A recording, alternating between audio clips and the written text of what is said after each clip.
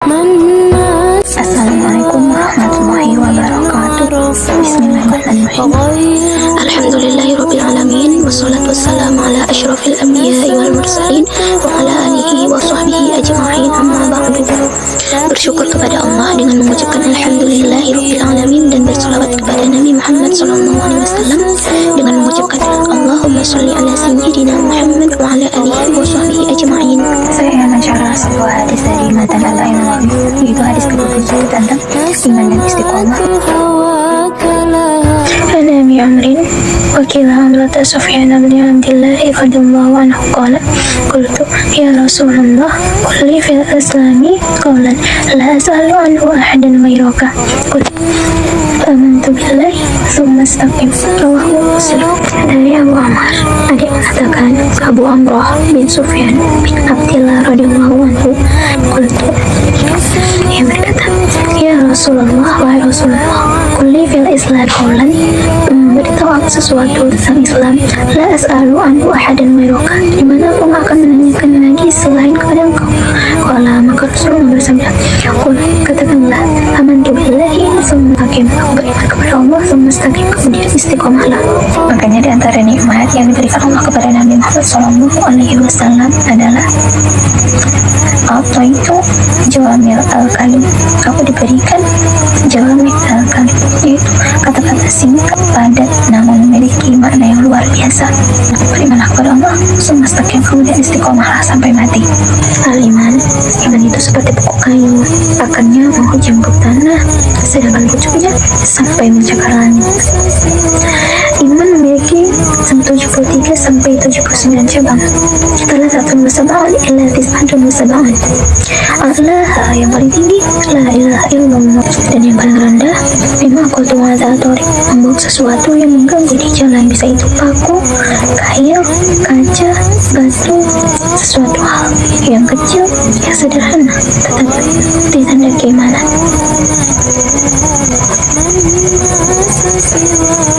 Ala fil jasadi mudghah, di dalam jasad ada segumpal, jika salahat salahu jasad kullu, apabila segumpal itu baik maka yang lain ikut baik, wa idza fasadat, apabila yang buruk maka yang lain ikut buruk.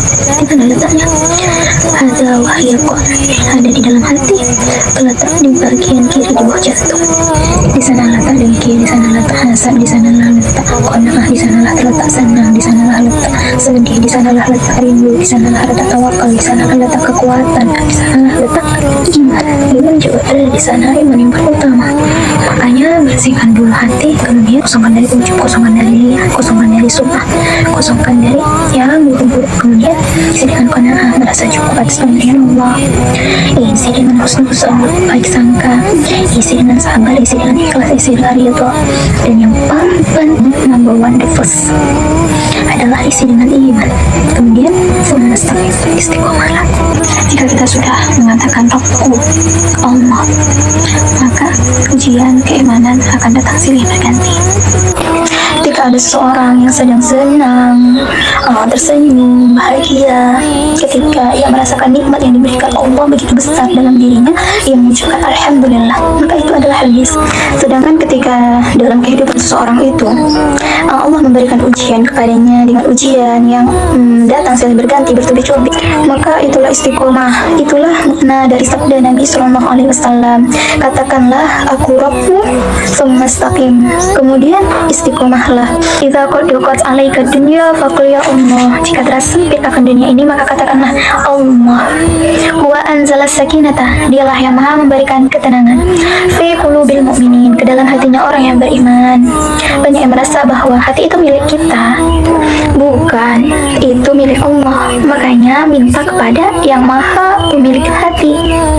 Ya muqallibal qulub, wahai yang maha membolak-balikkan hati, sabbis qulubana, dan kokohkanlah hati kami, ala dinik, dalam agamamu, wa ala ta'atik, dan dalam keadaan taat kepadamu. Apa makna istiqomah? Qomah, tegak, tidak tercondong ke kanan, tercondong ke kanan ataupun ke kiri. Tidak terlalu condong ke depan dan tidak juga terlalu jungkir balik ke belakang. Tidak tinggi ke atas dan tidak rendah ke bawah. Itulah istiqomah. Yaitu tegak pada jalan Allah. Orang yang berada di jalan istiqomah disebut mustaqim, sedangkan jalannya disebut mustaqim. Ihdinas siratal mustaqim, tunjukilah kami jalan yang lurus agar kami bisa istiqomah. Di samping itu kita belajar istiqomah dari Nabi Ayub. Bagaimana keadaan Nabi Ayub ketika ia memiliki harta, maka ia tetap menjadi hambanya Allah, dan ketika ia tidak memiliki harta sedikit pun, maka ia juga tetap menjadi hambanya Allah. Sampai pada akhirnya Nabi Ayub diberikan penyakit kulit selama bertahun-tahun, bernanah dan sakit. Apakah dia kafir setelah tanaman tumbuhannya punah, sapi keledai dan untanya mati, anak-anaknya yang sakit meninggal? Melainkan ia berdoa, Rabbi, wahai Tuhanku, anni masdiatur, sungguhnya aku terkena penyakit, wa anta arhamar rahimin, sungguhnya engkau lah yang maha pengasih antara orang-orang yang terkasih. Sebab Nabi Ayub tahu, dia istiqomah, dia tahu bahwasanya di balik ini semua hanya tanda cinta, tanda sayang dari Allah untuk dirinya. Bagaimana dia bisa istiqomah? Agar kita dapat berpikir bahwasanya dengan kisah-kisah itu bagaimana cara Allah menguji seorang hambanya. Innallaha, sesungguhnya Allah itu idza ahabba qauman, jika mencintai suatu kaum, ibtalahu, maka ia mengujinya. Maka itu istiqomahlah dalam keadaan senang maupun susah. Emang tidak mudah, tetapi jika kita mau berusaha, mau mencoba, maka kita akan bisa. Sampai pada akhirnya ada seorang yang ahli maksiat, kemudian ia hijrah, tobat, kemudian di akhir hayatnya datanglah malaikat maut yang menghampirinya dalam keadaan dia yang sedang sakit tak terhentikan lagi. Bagaimana sakitnya itu, harus cuci darah, buah pinggang, paru-paru, tiba-tiba semua penyakit datang kepada dirinya, tetapi ia tetap tersenyum. Kenapa? Sebab yang ia lihat itu bukan pada zahir dirinya, melainkan pada hakikatnya, bahwa Allah memberikan rasa sakit kepada dirinya sebagai bentuk ujian untuk hapuskan kesalahan dosa di masa lalu dia.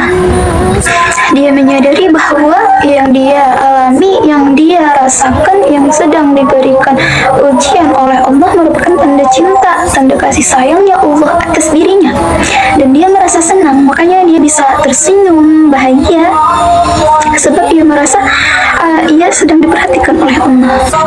Manusia itu diuji dengan rasa takut, khauf, anfal, kekurangan harta, hilangnya kesehatan, kenikmatan dalam dirinya, kemudian ia merasa sedih, merasa takut. Turunlah malaikat yang berkata, Allah takhafu, janganlah engkau takut, wala tahzan, janganlah engkau sedih.